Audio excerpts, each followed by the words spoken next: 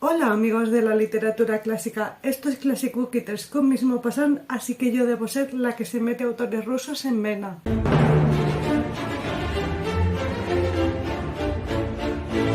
En esta ocasión os traigo un vídeo con doble temática.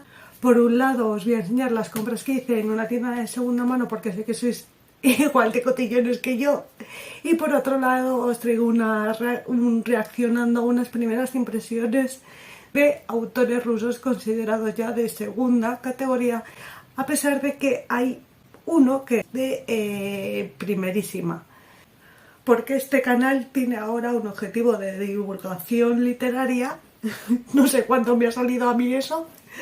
No sé si es contagioso y yo os estoy contagiando. Esta semana he pasado por la tienda de segunda mano y normalmente les bajo los libros que ya no quiero tener en casa, que no me gustan, que no quiero conservar. Y cada tomo me sale a €1. De los que me he cogido 4. Y el último volumen es un tema vergonzoso, espinoso, una tacha en mi reputación. El primero de los tomos es Los gozos y las sombras, parte 1 de Gonzalo Torrente Ballester, porque en la misma tienda, casualidades de la vida, me compré el tomo 2, ¿vale? Aquí donde pone que es el tomo 2, pues dentro. Es dentro donde pone que es el tomo 2, no sé si lo veréis, y no me di cuenta hasta llegar a casa, entonces me hacía falta el inicio de la historia. Que así puestos no parecen ni el mismo autor, pero quizás si le quito las 100 mejores novelas del siglo XX, no parecen tampoco ni primos lejanos, pero está un poquito mejor. Y ese es el primero. El segundo que tengo en esta edición, que parece un folletín romántico de Corín Tellado, es Miau de Benito Pérez Galdós. Aquí detrás pone que es una sátira implacable del Madrid burocrático de la época. Me lo cogí porque se titula Miau y me hizo gracia. Sinceramente, es así, es completamente así. Este me lo he empezado y es probable que el siguiente vídeo sea un descartado del canal de obras españolas con estas dos. Y con respecto a la sátira hacia la burocracia, os aseguro que 4 capítulos que me he leído ya he visto cositas. Y también me he visto a un niño que le viene a visitar Dios, Jesús. No sé si es Jesús o el Todopoderoso, ¿vale? Pero es súper confuso. Este niño, Jesús o el Todopoderoso, el que sea, le hace sentir culpable, ¿vale? Con un chantaje de que es por culpa de que no se esfuerza en los estudios, que a su familia le va mal y su abuelo no encuentra ocupación. Es súper turbio todo. Me está molando. Claro que sí. En el siguiente tomo tenemos a Manon Lescaut del Abate Prevost. Esta es una novela que aparece referenciada por lo menos una vez en cada autor francés del siglo XIX. Y no sé en cuál, si La piel de Zapa o en La educación sentimental, que fueron los últimos libros franceses largos que me leí, pero me acuerdo de estar buscando en Google a Manon Lescaut y de repente que te viene 1000 déjà vus de que le has buscado 8000 veces, ¿vale? Entonces cuando lo vi dije, sí, te vienes a casa. Entonces le dije a mi hermano que lo había visto referenciado tantas veces que me lo llevo a casa y me dijo, ¿que te la compras por modas? Y yo, sí, pero modas del siglo XIX. Y la vergüenza de la casa se viene con esta obra que se llama... Huele feísimo, huele peor que las ediciones que tenía de Víctor Hugo y de Balzac en verde. Huele realmente a libros en un pajar húmedo. No sé cómo explicaros, huele fatal. En fin, que este libro se llama Le Brevisé de Gerard Rasmussen. Yo os cuento. Yo bajé a la tienda de segunda mano con mi hermano, que no es un lector habitual, ¿vale? Mi hermano tiene dislexia y esto le ha dificultado disfrutar de la lectura, sobre todo porque en la época en la que crecimos mi hermano y yo, la dislexia, te informaban de que tenías esto, pero no te trataban, ¿vale? No había técnicas. Pero le tengo un poco entrenado para que fiche los libros, ¿sabes? Para que saque los que a mí me puedan interesar más. Y cuando llego a Rasmussen me dijo, suena muy ruso, mira qué bonito, y hacía así con el libro. No hacía más que marear con el libro y de verdad es que es precioso. por dentro es todavía más bonito y sin mirar demasiado dije, Rasmussen no me suena de nada, me le llevo. Cuando llegué a casa, oh sorpresa, está todo en francés. Y mira que este tomo estaba al lado del crimen de las estanqueras de Sevilla y me le podía haber cogido tranquilamente, pero es que había visto hace poco La huella del crimen, que habla de este suceso, que es realmente interesante. Lo cuento yo mejor, ¿sabes? Esto era una vez en Sevilla, en invierno, cuando ya anochece muy pronto, un señor que se puso así tope piripo en casa y a altas horas de la noche le dijo a su mujer, Mari Carmen, me bajo a comprar unos puros. Y Mari Carmen le dijo, mira Antonio, estas no son horas prudenciales para que vayas a comprar unos puros. Y él dijo, que sí, que son horas prudenciales, es que anochecido hace 2 horas, serán las 8. Es lo que pasa cuando anochece a las 5:30 de la tarde. Pues pasan estas cosas, que te confundes. ¿Vale? Entonces este señor, que creía que era una hora prudencial, pero que no lo era porque estaba muy piripo, se baja al estanco, le pilla al señor todo extrañado de que la puerta esté atrancada, la fuerza, se cuela para comprar sus puros, sorprendiendo a las 2 estanqueras a unas horas intempestivas. Se ponen muy nerviosas y este señor se pone muy nervioso y las da un montón de puñaladas. Vale, esto es lo que sucede con el crimen de las estanqueras de Sevilla. Bueno, esto es todo verídico, menos las partes que no lo son. Lo cierto es que se encuentran a las 2 estanqueras asesinadas sin ningún tipo de motivo, porque no había ni motivo económico ni motivo sexual, que eso causa mucha alarma social. Y sin ningún tipo de pistas, sobre todo porque no se podían tomar huellas, por medio de prometer a la gente que está en la cárcel de la clase más baja reducción de condenas, consiguen unos culpables, ¿vale?, que no son realmente culpables, que son forzados a que se autoinculpen del crimen, a pesar de que ellos no han sido. Que, por desgracia, en la crónica negra española esto es un caso que se da varias veces. Estos señores se autoinculpan, a pesar de que en el juicio se demuestra que las confesiones no pueden ser sacadas de su boca porque han usado expresiones que ellos no saben ni lo que significan. Tú imagínate el nivel de fake que había en estos testimonios. Son condenados a sentencia de muerte y son ajusticiados por el garrote vil, que no fueron. En este capítulo de La huella del crimen acaba con una persona confesando el crimen de las estanqueras de Sevilla, pero yo creo que en realidad nadie sabe quién lo hizo y que están todos seguros de que estos chicos no fueron. La huella del crimen es una serie súper recomendada y creo que fue a sazón de haceros el vídeo para iniciarse los autores rusos, que yo busqué en los autores del siglo XIX. Todo esto me lo hubiera ahorrado si yo hubiera tenido una conversación con Eduardo Piero, porque se sabía todos los autores que yo desconocía. Y no le guardo rencor, pero te guardo mucho rencor. Después de buscar la lista de autores rusos del siglo XIX, decidí buscar una obra de cada autor para así haceros un vídeo de primeras impresiones de los autores rusos, reaccionando a los autores rusos desconocidos, pero sobre todo un vídeo de divulgación de autores rusos no tan conocidos y, como dijo Nabokov, del último, autores de segunda. A pesar de que, bueno, el primero que os traigo para nada es un autor de segunda, a mí me ha parecido un autor de primerísima. La casualidad de que el que más me ha gustado y el que voy a recomendar hasta la saciedad es el primero. Así me aseguro de que antes de que os vayáis oigáis el nombre del autor y descubréis un poco más de su obra, por si nos apetece luego seguir viéndolo, ¿sabes? Mejor que dejarlo para el final y que os quedéis 4. El primer autor se llama Alexander Herzen y el libro que me he leído es Crónica de un drama familiar. Este libro es bastante cortito y se lee súper rápido. Más o menos tiene el tamaño de Kuprin y 8000 veces su calidad. La razón por la que yo creo que Herzen está metido en autores rusos de segunda es porque es un autor que nos novela sus diarios, una cosa así, en la que mezcla los hechos históricos con sus vivencias personales. Por ejemplo, en este caso, en Crónica de un drama familiar, vamos a ver cómo su mujer es infiel con un autor alemán, no me acuerdo el nombre.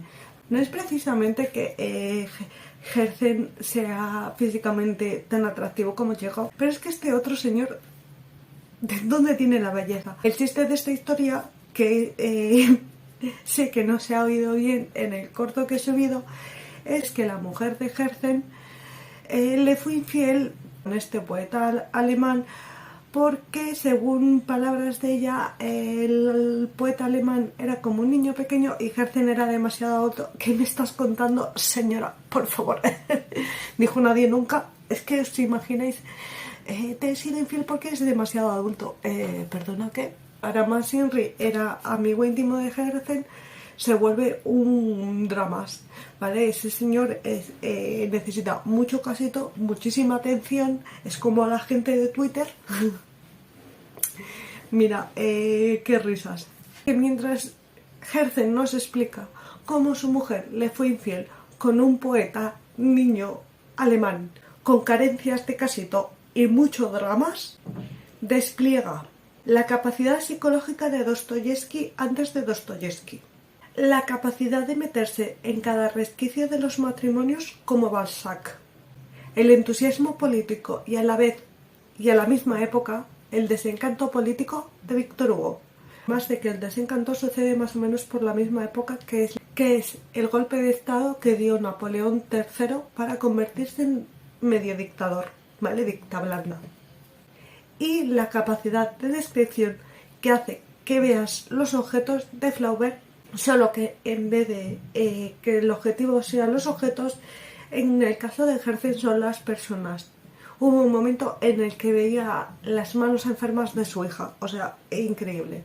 Además, concuerda con este último autor en que los dos ponen el foco en momentos autobiográficos, solo que en la novela de Flaubert vamos a ver cómo él se enamora de una mujer casada y en este como su mujer tiene una aventura con otro. Estoy hablando de la educación sentimental y estoy hablando de que Crónica de un drama familiar es bastante más mejor, bastante más entretenido. Si no fuera poco, todas estas cualidades obviamente son un poco más reducidas que los autores que he mencionado, pero que son muy notables. Lo envuelve todo una sensibilidad realmente novedosa y especial. Una sensibilidad con la que yo no me había topado hasta ahora y que me ha hecho disfrutar muchísimo. Me he disfrutado este libro, lo que no está escrito. Es un autor que me parece que debería de tener muchísimo más reconocimiento del que tiene. En esta novela aparece Turgenev porque tenía una gran amistad con él. Curioso, ¿verdad? Con Turgenev el Grescas. Y resulta que este autor, Alexander Herzen, tenía una política europeísta. Y yo creo que es por eso que Turgenev y Herzen tenían buena amistad. Así que, en resumidas cuentas, yo ya no le puedo vender el alma al diablo para que me dé vales descuento para el Black Friday de Sephora, porque Herzen me ha robado el alma y no me ha pedido ni permiso. Así que Gogol tiene mi corazón, Goncharov tiene mi cerebro y Herzen tiene mi alma. ¿A mí qué me queda? ¿A mí qué me queda? A mí no me queda absolutamente nada. Ya sé que esta es la tercera vez en este año que os digo, si os leéis un libro que sea bla bla bla, pero si os queréis leer un muy buen libro este año que sea Crónica de un drama familiar, sobre todo los que lo intentaron con la educación sentimental de Flaubert y no les gustó, este os va a gustar, sobre todo si tenéis una sensibilidad bastante apabullante. Yo creo que os va a convencer demasiado. El segundo autor que os traigo es Vsevolod Garshin. Vsevolod. ¿La V delante de la S en ruso se lee? ¿O no se lee? Con La señal y otros cuentos. De La señal y otros cuentos tengo que comentar que me he leído 3 cuentos. Tenemos ya dos autores que tenían buena relación con Turgenev. Raro, ¿verdad? El tercero ya no. Y yo, que ya soy experta en las frescas de Turgenev, os reconozco que es un poco difícil intuir la afinidad que tenía Garshin con Turgenev, pero sé que Turgenev alabó la obra de Garshin y que este, luego lo veremos, le dedicó un relato. Ha habido varios relatos que me empecé a leer y que dejé casi al principio, porque García estuvo en la guerra contra los otomanos, por lo que la guerra va a ser una fuente temática para sus obras. No estoy diciendo con esto de que se quedará traumatizado porque no me he terminado los relatos, entonces no sé. Pero en dos de los tres relatos sí aparecen otros aspectos autobiográficos del autor. Es un autor cuyos relatos recuerdan a fábulas clásicas porque tienen una moraleja bastante clara. A excepción de La Flor Roja, el relato dedicado a Turgenev, que es el tipo de relatos, como veremos con el siguiente autor, cuyas reflexiones tienes que estar ahí pensándolas durante mucho tiempo para llegar a la conclusión verdadera. Y esto simplemente que os voy a decir de este relato, La Flor Roja, la obra del siguiente autor, es unas primeras impresiones. El primero de los relatos es dos pintores que asemeja a las fábulas clásicas, tanto La Tortuga y la Liebre de La Fontaine, tanto como La cigarra y la hormiga. Esa fábula no sé de quién es. En esta historia tenemos dos pintores, uno con un talento innato pero un poco vago y muy fiestero, y otro que después de recibir una inmensa herencia lo deja todo para dedicarse a la pintura, que es su gran afición, pero que no tiene ningún tipo de don, pero sí mucha constancia. Entonces sabéis el resultado de esto, para que os voy a contar más. La Flor Roja, que es el relato dedicado a Turgenev, precisamente es un relato que pasa dentro de un manicomio. No me gusta la palabra manicomio, pero es la palabra que se usaba en la época, entonces también me parecería mal llamarle un sanatorio o un centro de salud mental cuando no. Lo curioso de esto es que Vsevolod Garskin tuvo un episodio mental, vamos a llamarlo así, ¿vale? Y estuvo internado dentro de un manicomio. Por eso creo que alguno de los reflejos que nos hace es realmente acertado. Sobre todo las descripciones y los sentimientos que tiene el protagonista. Porque en esta historia el protagonista acaba de ser ingresado dentro de un manicomio, ¿vale? Y allí se obsesiona con tres amapolas realmente rojas que hay en el jardín. Y su idea es que si las destruye, destruirá el mal del mundo. Es un poco confuso sacar una conclusión de esta obra, como os digo. Creo que el mensaje que da un poquito esta obra es que a pesar de que haya cosas que parece que estás luchando contra molinos, si a ti te hacen feliz, tú a tope con ello, ¿vale? Ahora no entiendo completamente lo que tiene que ver con esas luchas que parecen contra molinos, que ver con Turgenev. Y pasamos a la tercera y última, que es La Señal. Es el que en esta ocasión da nombre al título de los relatos y no me extrañó. Hasta la llegada del tercer relato no estaba demasiado convencida de la importancia de este autor, ¿vale? Me estaba resultando un autor sin más. Este relato me ha parecido realmente sublime. El autor, hasta quitarse la vida a la edad de Cristo, 33 años, estuvo trabajando para una estación de tren. Y el protagonista de esta novela hace exactamente lo mismo que él. En esta novela vamos a encontrarnos con dos señores que trabajan en una estación de tren, una especie de mantenimiento, ¿vale? Que son completamente diferentes y que tienen un modo de ver la vida completamente diferente. Después de una inspección a uno de ellos le echan un rapapolvo indebido y esto se lo toma muy mal, ¿vale? Porque este señor considera que la gente que está por encima de él, los jefes, son garrapatas que viven de chupar a gente como él la sangre. Todo esto hace que le hierva muchísimo la sangre, tenga intenciones de hacer algo poco reflexionado, malo, ¿vale? Y debido a ese calentón que le ha dado. En este relato lo que García reflexiona es sobre el hecho de que el hombre es un lobo para el hombre, pero solo el hombre puede salvar al hombre. Es un relato maravilloso y si queréis conocer al autor Vsevolod Garskin, yo recomendaría empezar con esta obra, La Señal. Y el tercer y último autor que os traigo hoy es Nikolai Leskov con el relato sobre el zurdo Bizco de Tula y la pulga de acero. Normalmente se ha reducido este relato a la pulga de acero. Nikolai Leskov seguramente no tuviese buena relación con Turgenev, y si no he podido encontrar nada al respecto de si se llevaban mal es porque creo que Leskov era un poquito posterior a Turgenev. Pero no me cabe duda porque es un autor que se consideró una parte de su vida antinihilista.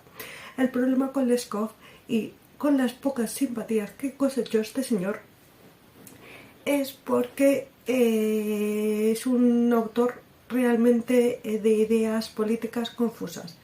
Le da a todos los lados, pero se va moviendo por todos los aspectos políticos. Por ejemplo, en una etapa de su vida, este señor iba súper a tope con los eclesiásticos de la religión ortodoxa reinante en Rusia. Esto le cosechó un muy buen trabajo en relación con algo del zar, pero que tiempo después se empezó a contradecir a sí mismo y dijo, ¿os acordáis que os dije esto? Pues ahora os digo esto. Yo ya no estoy súper a tope con la gente eclesiástica, y le echaron. Este señor es un poco así, todo bastante confuso. Es como South Park, que le da todo, pero sin saber a dónde se dirige. Va dando palos de ciego. Da un poquito esa sensación. Por lo que conclusiones o moralejas de sus libros son todavía más confusas de sacar. Y yo creo que esto, porque mi cerebro le da vueltas a todo, ¿vale? Yo creo que esto se debe de que Leskov nació en una posición bastante privilegiada, en una familia bastante pudiente, pero que a la edad de 16 o 17 años se quedó completamente huérfano y se tuvo que buscar la vida. Y yo creo que esa contradicción no lo procesó bien y le volvió un poco así raruno en el espectro político. Nabokov consideraba a Leskov un autor de segunda. Lo cierto es que a mí personalmente Leskov me parece el precursor del autor Bulgakov particularmente. Una de las características de este autor es que los personajes son bastante particular, estrambóticos, ¿vale? Porque aquí aparece el zurdo Bizco de Tula. ¿Y qué hay más estrambótico que el demonio y su séquito llegan a Moscú? Además conjugan la sátira, la ciencia ficción, las reflexiones. Me parece bastante precursor de la obra de Bulgakov. Esta obra, el de la pulga de acero, se encuentra al final de su vida, en el que había optado por poner casi toda su mira en el pueblo llano y sobre todo en el gremio de los artesanos. La sinopsis de esta obra es que el zar que derrotó a Napoleón, ¿vale?, como para celebrarlo, se va de viaje a Inglaterra, no sé por qué, pero que bueno, que a este zar le enseñan una pulga en miniatura de acero, que con una manivela, también en miniatura, y todo esto enseñado por un telescopio, si le da acciones con la manivela, pues esta pulga mecánica se pone a bailar. Paga una cantidad desorbitada de dinero para comprarla. Este avance tecnológico, que no sé qué avance es ni nada, pero bueno, que se lo lleva para Rusia. Y allí lo guarda y se olvida. Y entonces este señor se muere. Y llega al trono su hermano. Casualidad o no casualidad, es el mismo zar que mandó a Siberia a los del círculo de Petrovskaya, en el que se encontraba Dostoyevsky. Así que este señor le entregan la pulga esta de acero y dice, ¿cómo que Inglaterra está quedando por encima de nosotros? Por lo que manda una especie de correo para que vaya a ver a los artesanos de Tula y les lleve la pulga de acero para que la mejoren. Esa mejora en realidad empeora el producto. Es realmente confuso, porque es un autor que da las dos cosas. Es un rato el nacionalismo mal, pero luego el nacionalismo bien. Hace una reflexión sobre que nadie es profeta dentro de su propio país, para luego relatarte que esos mismos profetas, intentando mejorar un producto que ya estaba bien hecho, lo empeoran. Hace reflexión que me ha hecho pensar en las innovaciones tecnológicas, que solo ponerle el sombrero a las Stacy Malibu y te lo venden como nuevo, ¿vale? Pero en mal. Deciros con respecto a esta obra, El zurdo bizco de Tula y La pulga de acero, que tiene dos adaptaciones, las dos hechas durante la época soviética en Rusia, y que no pude ver ninguna de las dos. La segunda, la de 1987, que está realizada con personas, ¿vale? Con actores, porque no la encontré por ningún lado. Y la primera, porque la encontré por YouTube, pero los subtítulos eran automáticos y estaban completamente mal. Pero me apetece dedicarle un segundito de apreciación a esta obra porque me parece realmente interesante que hiciesen una obra completa de dibujos animados con recortes, pasando así recortes. Me parece una fantasía, una maravilla, y a modo de apreciación de la obra de Leskov. Но вот англичане стали звать государя во всякие свои цейхаузы, оружейные и мыльнопильные заводы, чтобы показать свое над нами во всех вещах преимущество и тем славиться.